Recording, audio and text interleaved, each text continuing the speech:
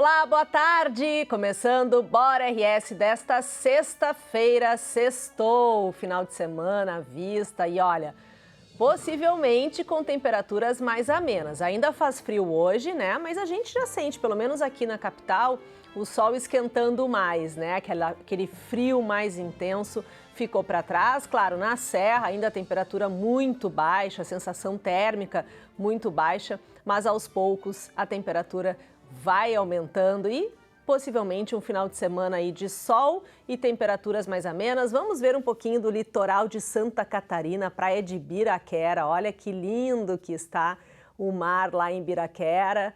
Olha, o final de semana promete descanso para quem pode descansar, trabalho para quem precisa trabalhar e a gente por aqui segue acompanhando as principais informações do dia. Dia que começa pesado. Olha, um caso chocante no litoral norte. E a gente vai direto para a redação da Band RS. Eduardo Carvalho tem as informações. Oi, Eduardo. Boa tarde, Cissa. Boa tarde a todos. Olha, a Polícia Civil de Imbé faz buscas e investiga o desaparecimento de uma criança de 7 anos após a mãe confessar que matou o filho. A mulher de 26 anos foi presa em flagrante nesta sexta-feira. Ela procurou os policiais na quinta-feira de noite para relatar o desaparecimento do filho, pois ela leu na internet que após 48 horas ela poderia fazer essa notificação. Ela então foi questionada pelos policiais por uma possível omissão e também por algumas discrepâncias encontradas no seu depoimento. Segundo o delegado responsável pelo caso, ela então confessou que dopou o filho, colocou dentro de uma mala e jogou dentro do rio Tramandaí sem ter confirmação da morte da criança. Os bombeiros seguem fazendo buscas no local para ver se conseguem encontrar o corpo dessa criança. A casa dela já foi vistoriada e foi constatada que essa criança sofria com torturas físicas e psicológicas. Ela é inclusive presa em um cárcere privado em um ambiente de 1 metro por 1 metro pela mãe. Durante todo o depoimento, a mãe foi super fria, disse que não queria mais a criança, que não tinha apego pelo filho, que queria dar para a avó. Então, realmente uma situação muito, muito terrível. O delegado muito abalado quando falou com a gente também. Então, a gente segue acompanhando esse caso, a polícia faz buscas. Ela foi presa em flagrante nesta sexta-feira e ela tem uma companheira de 23 anos que está tendo a situação investigada ainda, pois ela sofre com problemas mentais. Então, a polícia ainda investiga se ela teria participação no crime ou não. A gente vai seguir acompanhando e atualizando essa situação também. Eu volto contigo, Cissa. Olha, a gente nem sabe o que dizer, né? Num caso como esse, muito triste. Todas as informações, 4 da tarde, aqui no canal do YouTube da Band RS com Rogério Forcolém no Brasil Urgente. Bom, agora vamos falar de vacinas. Tem doses chegando, tem ampliação da faixa etária aqui em Porto Alegre. Vamos até a redação da Band News FM, Gilberto Echauri. Oi, Gilberto. A partir desta sexta-feira, as pessoas com 30 anos ou mais já podem tomar a primeira dose da vacina contra a Covid-19 em Porto Alegre. A ampliação do público-alvo foi possível graças à chegada de novas doses ao Rio Grande do Sul nesta semana. São 12 unidades de saúde aplicando os imunizantes das 8 da manhã até às 5 da tarde. Álvaro de Fini, Assis Brasil, Belém Novo, Camaquã, Glória, IAPI, Moabe Caldas, Modelo, Morro Santana, Santa Cecília, Santa Marta e São Carlos. Há também o ponto de vacinação via drive-thru, que é híbrido, ali no estacionamento do Shopping Bourbon Valig, na Zona Norte. Híbrido porque as pessoas podem ir de carro ou a pé. Também está mantida a aplicação da primeira dose em adolescentes com comorbidades e a segunda dose em gestantes e puérperas. Para esses dois públicos, a vacinação ocorre exclusivamente em 6 unidades de saúde: Bananeiras, Macedônia, 1º de Maio, Rubem Berta, Santo Alfredo e Tristeza. Lembrando que para receber a primeira dose é preciso apresentar documento de identidade com o CPF e comprovante de residência em Porto Alegre. Para a segunda dose, documento de identidade e cartão de vacinação com o registro da primeira. Então tá aí, né? Se você tem 30 anos, trintou na vacinação, primeira dose. Não esqueça também de acompanhar a sua carteirinha de vacinação para não perder o prazo da segunda dose. Ainda há ampliação para 10 semanas aqui em Porto Alegre. O governo do estado deu uma recomendação de retornar a 12 semanas, mas se você tiver dúvida, vá num posto de saúde e veja na sua cidade qual é o prazo para vacinação de AstraZeneca e de Pfizer, né, que tem essa questão desse intervalo maior. Claro que a Coronavac é um intervalo bem menor, então não perca, complete o ciclo de vacinação, é muito importante para garantir a imunização contra a Covid-19. Agora, a gente vai falar sobre política. Guilherme Macalossi acompanhou a live do presidente, onde ele trouxe algumas informações. Agora, ele atualiza com a live, que aconteceu. Guilherme Macalossi, boa tarde. E aí, Cissa? Pois bem, ontem o presidente pariu um rato, Aquela velha frase, a montanha pariu um rato. Muita promessa de que viriam provas substanciais contra o modelo de apuração dos votos no Brasil. E no fim das contas, um monte de vídeos do Zap. Coisas que já haviam sido desmentidas desde muito tempo. Teoria baseada nas ideias de um acupunturista de árvores, que na realidade, nas horas vagas, é também um sujeito que trabalha com o ramo da astrologia. Então, nós perdemos ontem 2 horas, boa parte do jornalismo brasileiro perdeu 2 horas acompanhando a live do presidente. Em tom histérico, raivoso, descontrolado em muitas ocasiões, falando especificamente para o seu nicho eleitoral mais radical. Por certo, trata-se de crime, a PGR omissa em relação a isso tudo, nada fala, nada faz. Augusto Aras não deve nem ter acordado ainda, estado de letargia permanente em que se encontra. E a pergunta é, até quando vai se tolerar que o presidente minta deliberadamente, cometendo crime de responsabilidade? Ele utilizou, Cissa, a estrutura pública do governo para divulgar um vídeo de 2 horas contendo uma fraude atrás da outra, inclusive com ataques a instituições. Ele acusou o presidente do TSE, Luiz Roberto Barroso, de estar a serviço do Lula. Com base em quê? Em nada. Enquanto isso, temas importantes para o país ficam em segundo plano, como, por exemplo, a reforma tributária que está sendo discutida no âmbito do Congresso Nacional. Nos tornamos reféns da pauta de meia dúzia.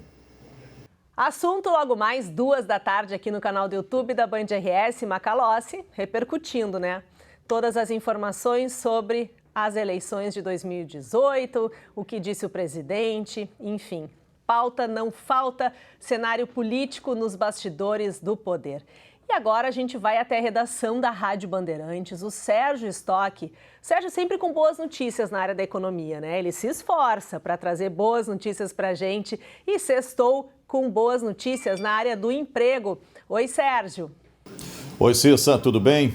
Olha, dados importantes divulgados pelo CAGED nesta quinta-feira. A geração de empregos em junho no Rio Grande do Sul teve como saldo positivo 11.446 empregos a mais com carteira assinada. É a recuperação de setores importantes, especialmente serviços e comércio, com a retomada quase plena das atividades. E claro, avançando a vacinação, teremos uma retomada ainda mais efetiva.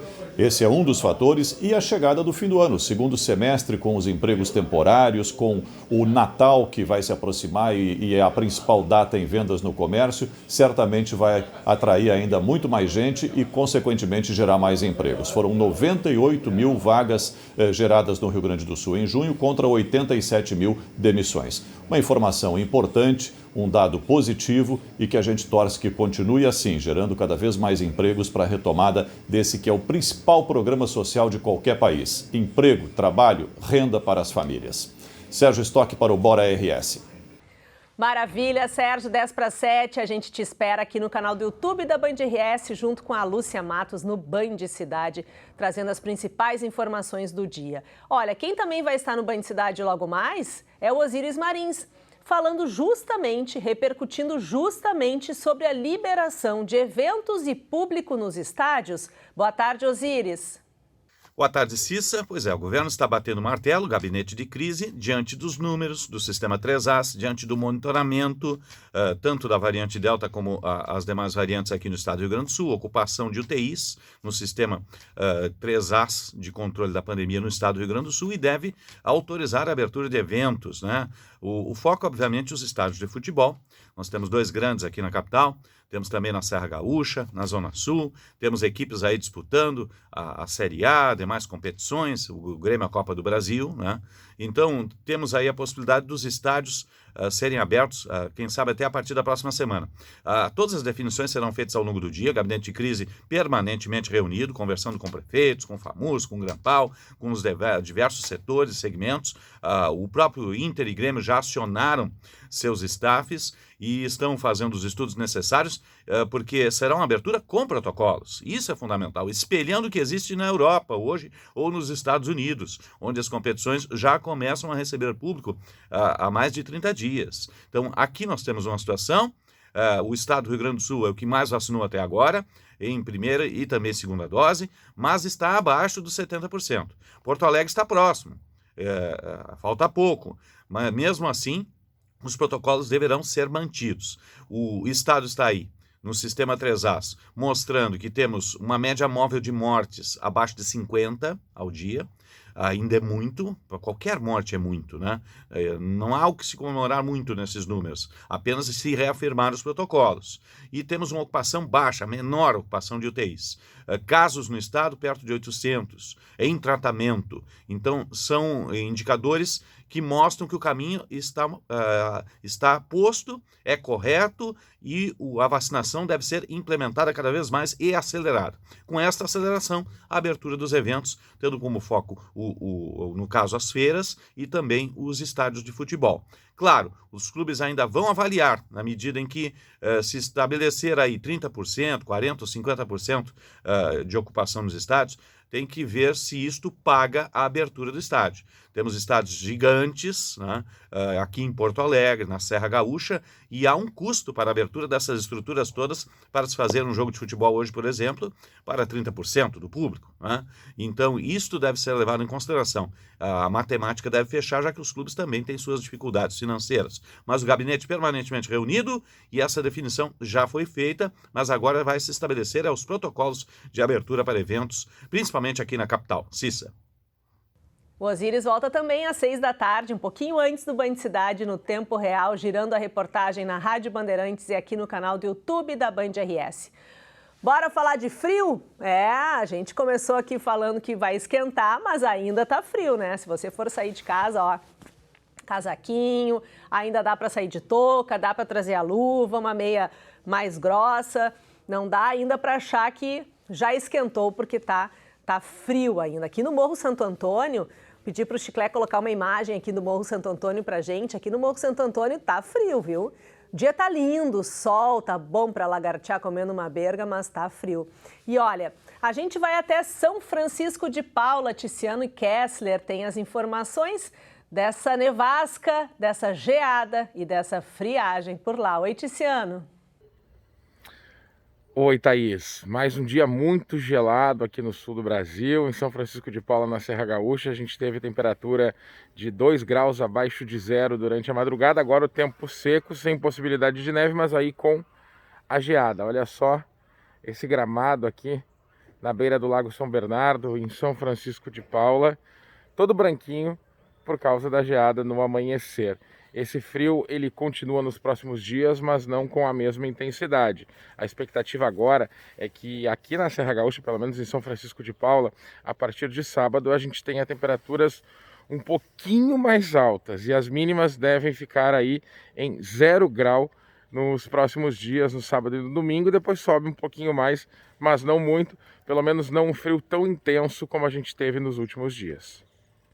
E como a gente sempre fala aqui, tem o lado do frio, né? Que é bom para a economia, claro. Serra está lotada, Gramado e Canela. Esse final de semana, olha, vai fazer girar a economia por lá, os turistas, né, moradores, faz com que as pessoas curtam a serra nessa estação mais fria. Mas tem também o lado de quem não tem como se agasalhar e a Band está numa campanha Band contra a fome, Band contra o frio. Faça a sua doação. Porto Alegre tem o Poa que Doa, é só entrar lá, tem 17 postos espalhados pela cidade. O governo do estado tem uma campanha também e prefeitura e governo estão juntos, né, nessa campanha. Tem também postos de coleta na Defesa Civil, na Rede Zafari, Bourbon, enfim. Quem quiser doar, é fácil. E olha, hoje ficou ainda mais fácil. A Brenda Aurélio conta pra gente. Oi, Brenda! Oi, Cissa, boa tarde para ti, para todo mundo que está acompanhando a gente aqui no Bora RS. Exatamente. Eu estou nesse momento em frente ao Palácio Piratini, bem aqui, no centro de Porto Alegre, onde está acontecendo essa ação de campanha do agasalho. Eu vou pedir para o nosso cinegrafista Marcelo Campedelli mostrar para vocês o ponto de coleta, ó. Bem aqui, naquele momento, inclusive, ó, Cissa, a gente pode ver que tem um senhor que veio com o carro para fazer a sua doação aqui no ponto de coleta. É um ponto drive-thru, então a pessoa pode chegar aqui com seu carro até às 5 horas da tarde e fazer a sua doação. Essa ação aqui do governo do estado, em parceria com a Prefeitura de Porto Alegre, é para arrecadar principalmente cobertores que serão distribuídos para todas as entidades do Rio Grande do Sul, em função delas estarem com baixo estoque. Isso porque fez muito frio nesses últimos dias e todas as prefeituras que fazem a distribuição de cobertores e agasalhos já estão com estoque bem reduzido. Por isso, a Prefeitura, em parceria com o governo do estado, está promovendo mais essa ação. Para quem está em casa nos acompanhando, pode vir aqui nesse ponto até às 5 horas da tarde fazer a doação principalmente de cobertores, mas aqui eles estão recebendo de tudo: alimento, agasalho, mas principalmente cobertores.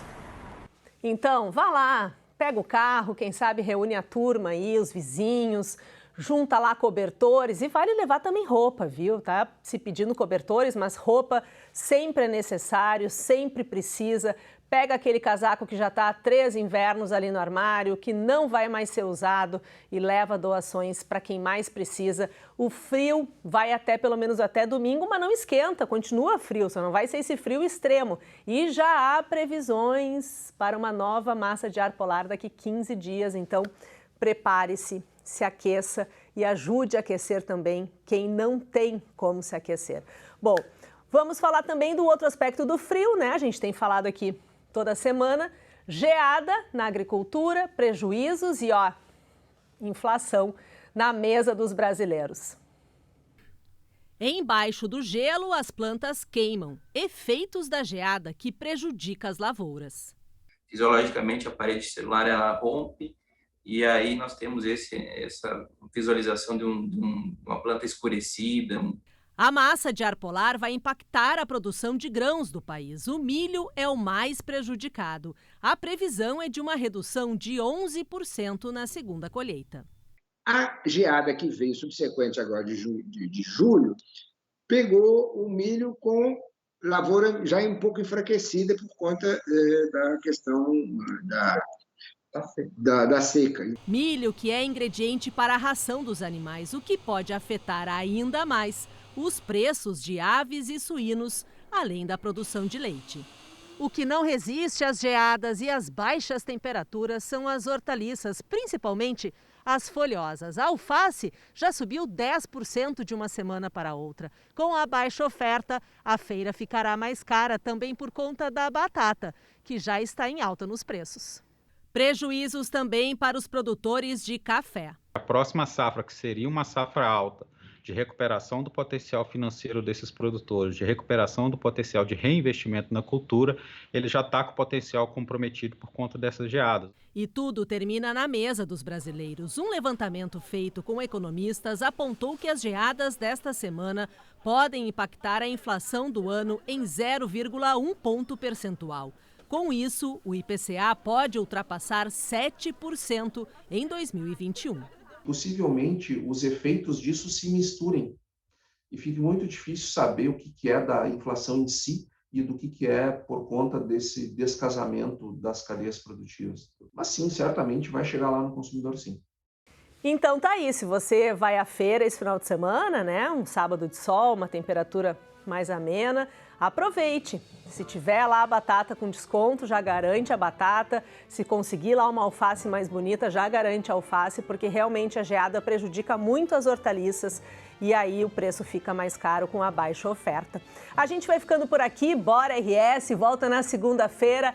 Eu te espero aqui no canal do YouTube da Band RS e a gente termina com essa linda imagem do Morro Santo Antônio, aqui em Porto Alegre, nessa tarde que promete ser uma tarde de temperatura um pouquinho mais elevada para curtir o início do final de semana. Se proteja, se cuide. Até segunda-feira.